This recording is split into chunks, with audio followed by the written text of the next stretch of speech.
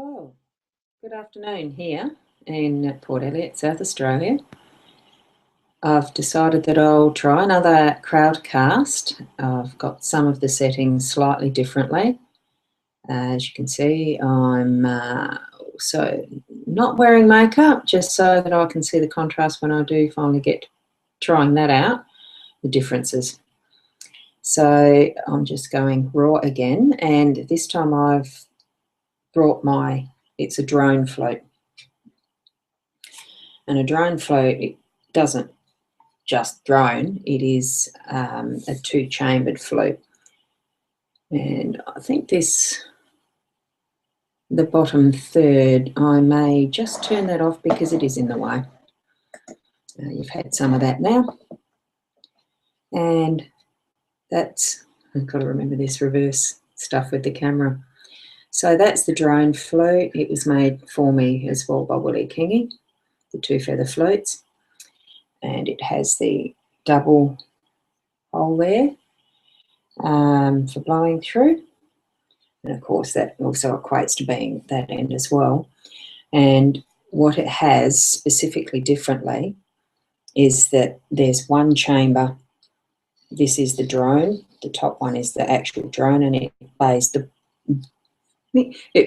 the bass note of what is these ones here that are the pentatonic. And I think this one is actually in an A minor. I just can't remember because it's not written on this one, because it was actually crafted for me, by request. I wanted the dolphins on it, symbolised dolphins. The difference with this type of float is that it plays beautifully. Once again, it's one that I haven't actually played for a fair while, but it sounds beautiful once you've got the drone happening at the same time. I'll just give you a bit of a demo then.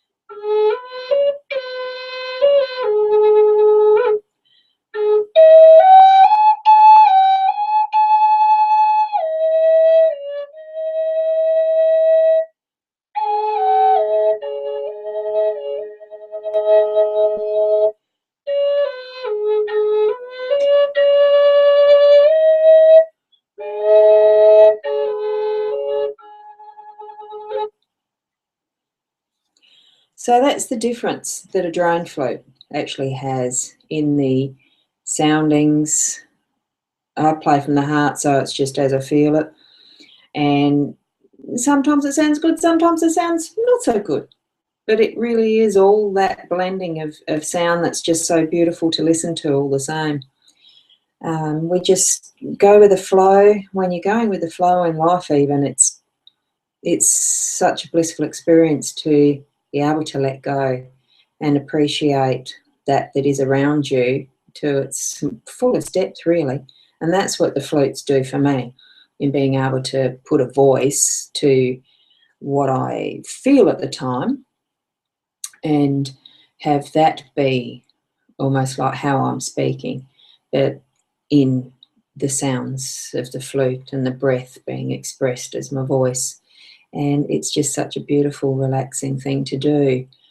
Probably not quite so much knowing this is live on the internet and whatever, but that's why I'm practicing, because the experimenting with the different styles, that speed that I'm talking or not, going slower or faster, and even some of the movements, getting used to which is left, which is right, because that for me, that's my left, but it's the right of the screen. So it's all stuff to actually get used to get to that point of being a little bit more professional in how I present.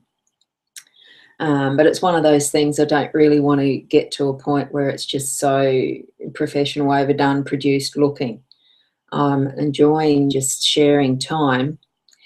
Admittedly, it's talking to a camera, but it's not. It's also talking to just others out there in wherever you are, and just connecting, I suppose, and being able to, whatever something that might come up in my head to talk about that might be connecting with you as people there, that you can identify and say, oh, yeah, I feel that too at times. I mean, I've just taken up doing some hypnotherapy. I learned a course last year and didn't get the time to practice as much as I wanted to with clients. But really what you do with what you have in life as your learning pathway and things like that too, it comes at the right moment in being able to do it effectively. So I'm branching out there and getting into doing that as well now. And all the different challenges with feeling uncertain about myself, like I am with the flutes, playing that. And I think, well, how does that sound on a video without having done too much practice and sounding staid, stiff, practiced effectively, that I've done something to the point of really not enjoying it myself and then putting it out there. Well, that's just not the way I anticipate operating. But who knows what develops from practicing this sort of thing live on air. I haven't done a formal a formal invitation to any of my friends to have a look at this live, so there'd be that interaction. At the moment, I don't really want that stress of looking at the screen on the right-hand side and think, where am I? Who said what? Oh, have I missed a question? Right now, I am actually just practicing. Whether I put this out live as available to be watched later on my channel by anyone, by the public, I'll decide that when I've actually gone and replayed this and had a look for myself. But if we don't get to doing things, there's always the thought process of, oh, I've got all these ideas in my head and I'd love to do them, and not getting to do them just because of either fear, running out of time, or it really wasn't something that was a passion. I'm really enjoying doing these and expecting that I will grow in my ability to do it a bit better each time. And really, in the moment of time that I am now, it's perfect for what I'm doing now.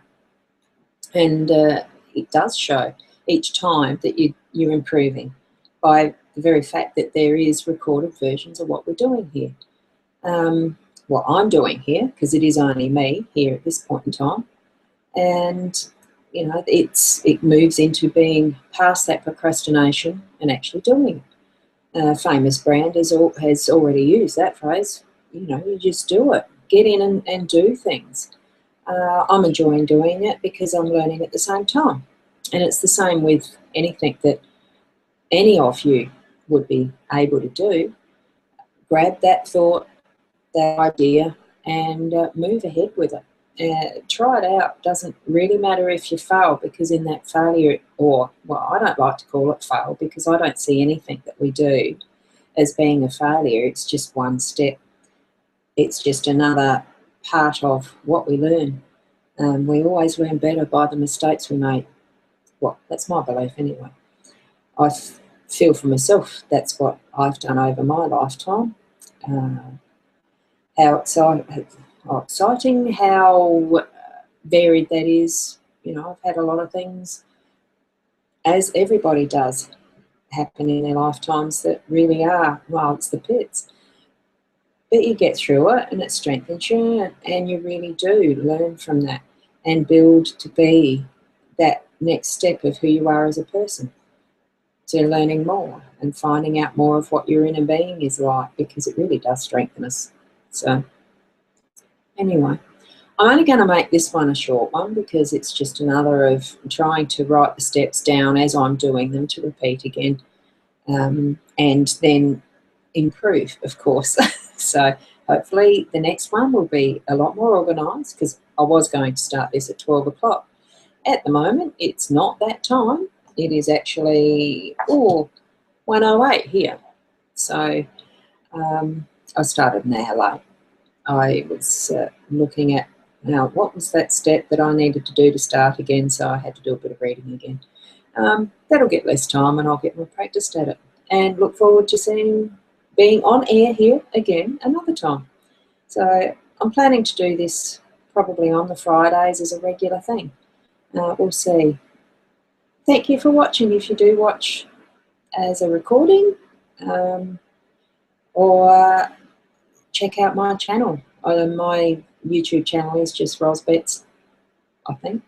I better check that. I'll have to put it in some notes somewhere.